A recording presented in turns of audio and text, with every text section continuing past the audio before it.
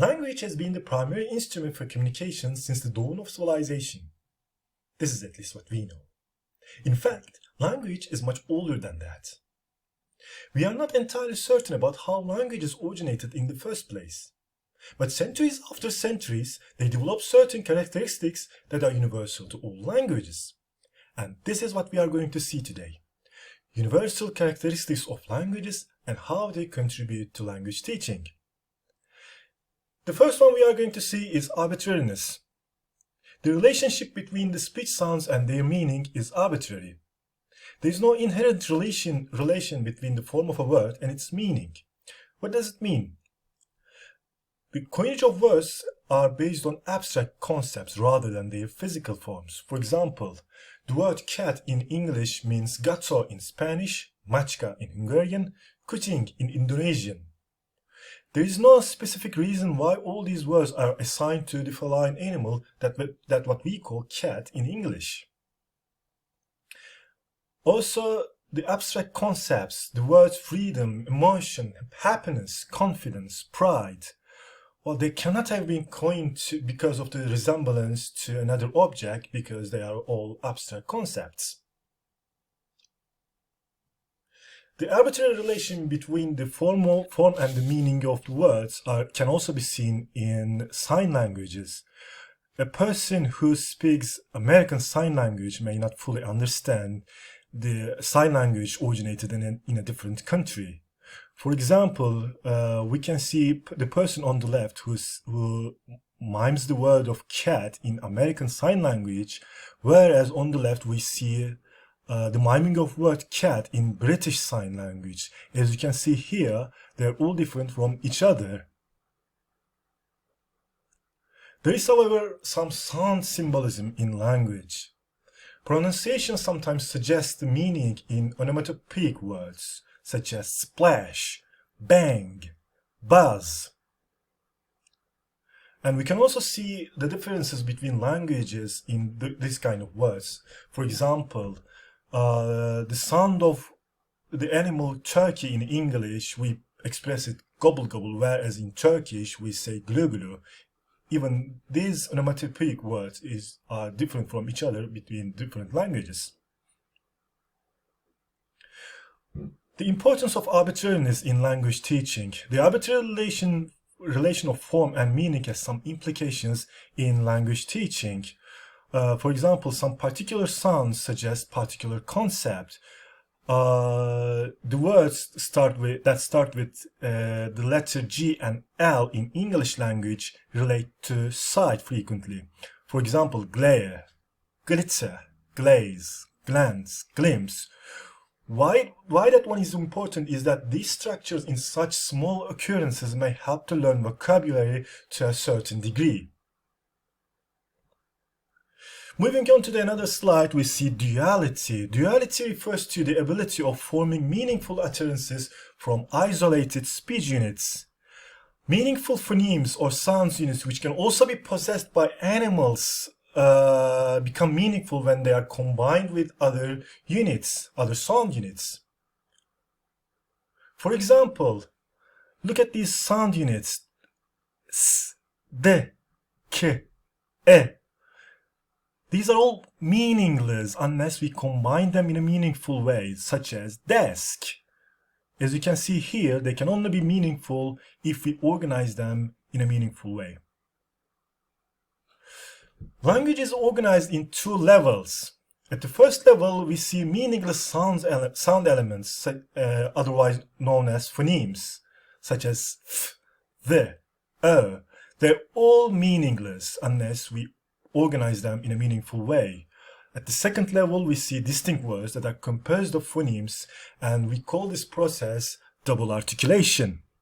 Double articulation makes human speech so unique as we can form limitless amounts of speech units out of these independent sound units. Well, our domestic animals, our household pets, can also produce some sounds, but they cannot combine those independent units into a single meaningful one. The implications in language teaching with regard to duality. The investigations into property of duality in language paved the way for the exploration of morphology and semantics, and those explorations led to better teaching of languages.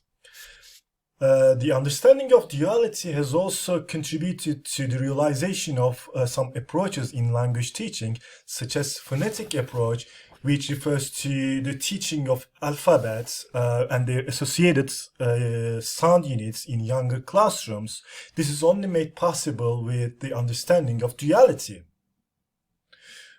Moving on to the next slide, we see use of sounds. Yes, this is also something that we need to explain. Language is made up of vocal sounds. The spoken form of language is organized around sounds and voices. And humans produce language by way of a physiological system in our body. Don't forget, not all human languages have written form. Writing is the only graphic representation of the sounds.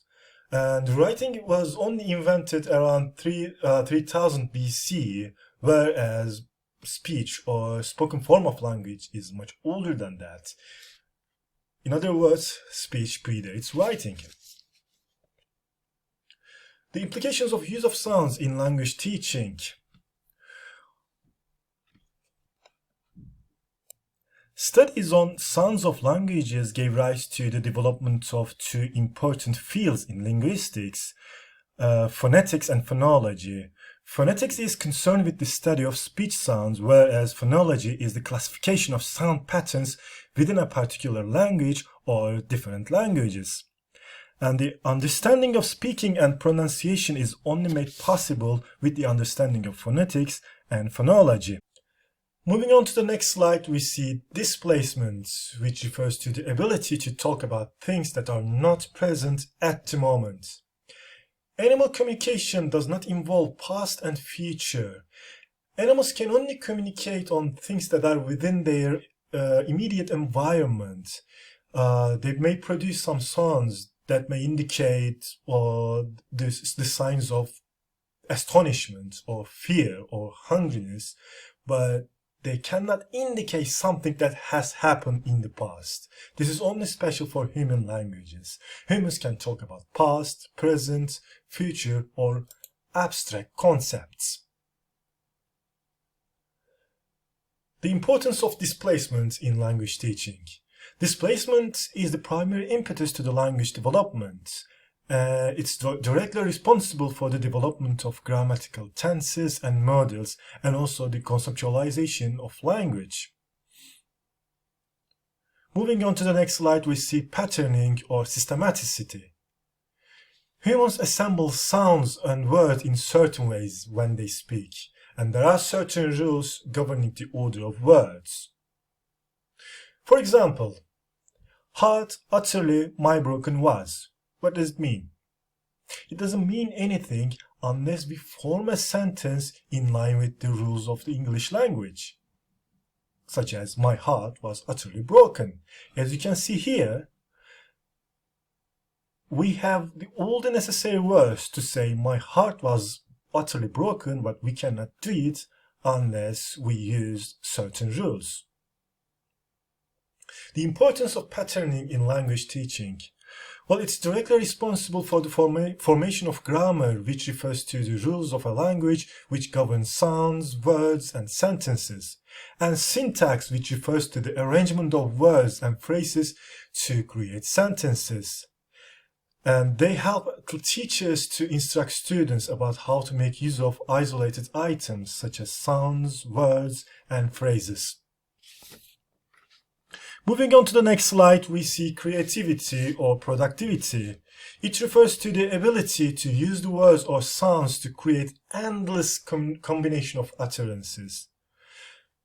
Humans can produce new sentences that nobody, even themselves, have never heard before. Even the most intelligent mammals can only convey limited number of messages.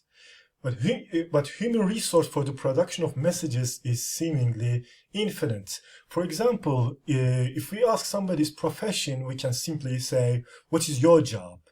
Or if we find it rude, we can say, what do you do for a living? Or simply, what do you do? or what kind of work do you do, or what line of work are you in. As you can see here, we can form the sentences using all these verbs in a creative way, and it's only special for human language. The importance of creativity in language teaching. Creativity gives flexibility to teach language. Language teaching can be organized in a communicative environment. It is only made possible with this property of language that we call creativity. Moving on to the next slide, we see cultural transmission. Cultural transmission is the process in which languages are passed on from one generation to the next. Human beings do not inherit language genetically. For example, think about a baby who was born into an Indonesian family but later adopted by an American couple and raised in the United States. This baby will eventually speak English when she or he grow up, because America is the country they live in, and they are exposed to English language in the environment surrounding them. Animals, on the other hand, are genetically predisposed to produce sounds to communicate. If you adopt a cat and keep it isolated from the rest of the other cats, these cats will produce sounds that the same sounds as the other cats do, but infants who are kept isolated will not learn how to speak because they will miss the critical periods and it will not be exposed to cultural transmission. The importance of cultural transmission in language teaching. Cultural transmission led to the theories on language acquisition.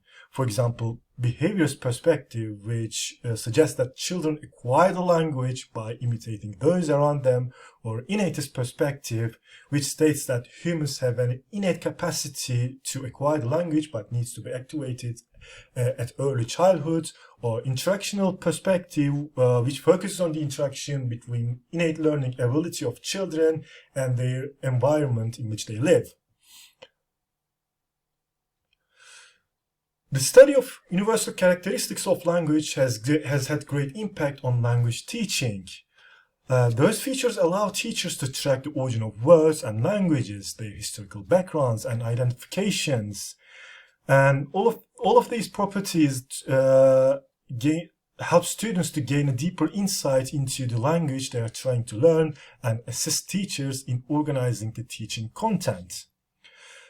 Understanding those concepts gave rise to the development of grammar, phonetics, and phonology, which have tremendous impact on language teaching. This concludes my brief. Thanks for listening. Bye.